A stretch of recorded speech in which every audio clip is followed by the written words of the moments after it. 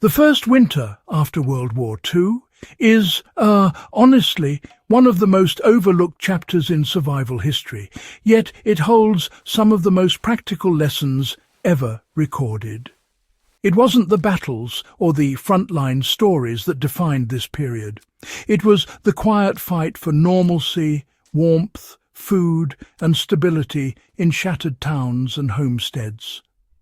If you're watching this on the Legacy of Survival channel, make sure you subscribe, because today's guide digs into the forgotten strategies families used during that first brutal post-war winter. Techniques that still work today and can genuinely make a difference for anyone serious about preparedness. Historians often focus on geopolitics, but survivalists appreciate the day-to-day realism. And that's exactly what this episode delivers. So let's get straight into the real methods, the ones grounded in lived experience and historical record. How families created heat zones inside unheated or damaged homes. The vast majority of European homes entering the winter of 1945 to 46 had lost windows, doors, roof tiles and chimneys. Fuel distributions were unreliable, and honestly, many families had no access to coal at all. The solution they turned to wasn't theoretical. It was measured in every calorie of preserved body heat. They created what were called heat zones, small controlled spaces within a home where warmth was concentrated and preserved. Instead of heating the entire house, families blocked off unused rooms with rugs, blankets, wardrobes, wooden debris, and sometimes even doors taken from bombed-out buildings. They clustered beds close to the heat source, usually a makeshift stove or a single intact fireplace. This method works today because, well, heat behaves the same way it did in 1945. Anyone facing power outages or unreliable heating can designate a single room as the winter core. Covering walls with cloth or cardboard adds insulation. Placing mattresses along corners reduces heat loss. And if someone is dealing with limited firewood, heating one small zone instead of an entire home multiplies the efficiency of every log. It's a direct carryover from the winter that tested millions. How post-war families stretch food supplies without sacrificing nutrition. The war didn't end hunger. In many regions, rations tightened even more in 1946 due to crop failures, destroyed farmland, and the chaos of reconstruction. Families relied on stretching ingredients with techniques older than the conflict itself. Root vegetables became the backbone of meals because they stored well and filled the stomach without burning excessive fuel to cook. Dried beans, peas, lentils and barley turned into thick soups that delivered long-lasting energy. They also reused cooking water for maximum nutritional retention. Boiling potatoes once meant keeping the water for the next meal, turning it into broth. Bread too stale to chew became the thickener for soups and gravies.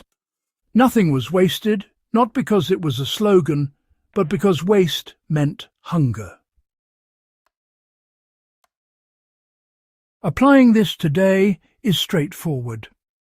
Anyone preparing for winter disruptions can stock foods that don't spoil quickly, prioritize ingredients that expand when cooked, and practice fuel-efficient cooking by using lids, retained heat, and batch boiling. The principle remains unchanged. Calories must work harder when resources are limited. How people used layered clothing strategically rather than simply wearing more. Post-war survivors didn't just pile on clothes, they used a methodical approach to layering that conserved heat without restricting movement. They began with thin, breathable inner layers that captured warm air. Middle layers added insulation using wool or thick cotton.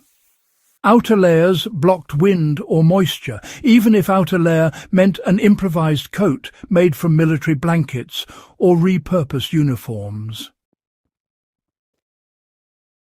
This technique is still the foundation of all modern cold weather gear. But, you know, the lesson from the first post-war winter is adaptability. They used what they had, not what was ideal. You can apply the same by building a layering system from everyday clothing. A thin thermal shirt, then a sweater, then a coat creates more effective warmth than a single heavy jacket. If you ever face a winter without reliable heating, this method buys hours of comfort with no extra energy cost. How communities pooled tools and labour to survive when individuals couldn't. What's often forgotten is that many communities entered the winter with broken infrastructure and missing tools.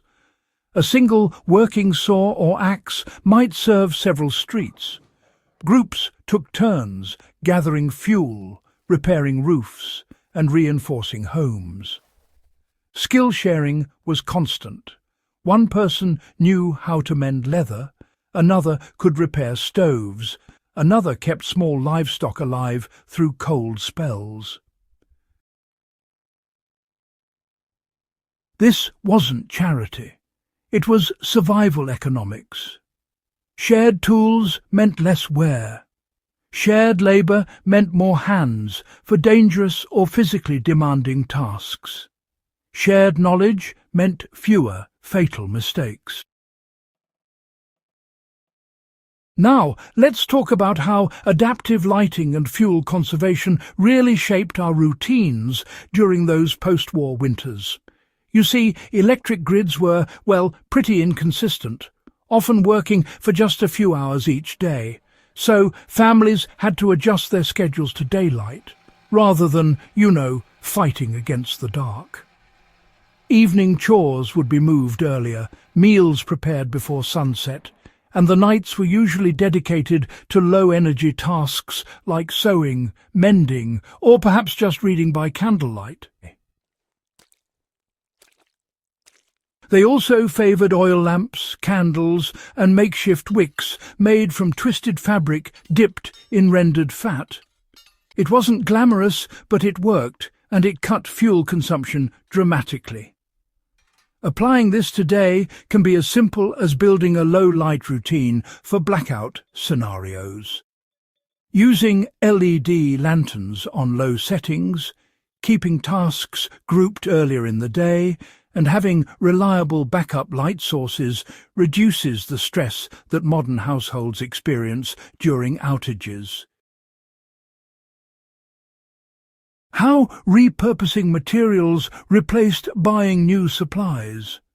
With factories damaged and supply chains broken, buying new tools or winter gear wasn't an option. Everything had a second life. Furniture scraps became firewood, metal junk became stove parts, torn clothing turned into insulation patches, even newspapers became effective window stuffing when layered thick enough. This is still one of the most practical survival approaches. Anyone can train themselves to see material value rather than trash value. A broken chair becomes fuel. An old wool sweater becomes a heat-retaining layer inside a jacket. Cardboard becomes window insulation during a cold snap. This mindset, more than any single item, is what carried families through the post-war freeze. The first post-war winter wasn't about heroics. It was about skill, discipline, and the willingness to adapt using whatever was at hand. These methods survived because they worked, and they continue to work anywhere resources are tight or winter demands more than modern convenience can deliver. If you found this guide valuable and want more deep dives into the forgotten skills that shaped real survival history, make sure you subscribe to Legacy of Survival and share this video with someone who appreciates practical historical wisdom.